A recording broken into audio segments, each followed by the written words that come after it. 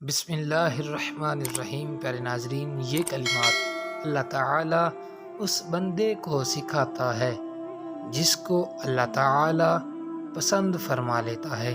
کلمات کیا ہیں؟ آپ بھی یاد کیجئے، عمل کیجئے، انشاءاللہ العزیز فائدہ ہوگا۔ یا ارحم الراحمین،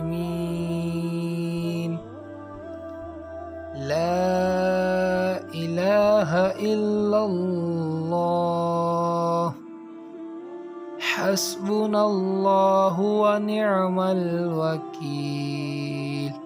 پیارے ناظرین، ان کلمات کے ساتھ آپ کا یقین کامل ہونا ضروری ہے اور 5 وقت کی نماز کا اہتمام لازمی کیجیے۔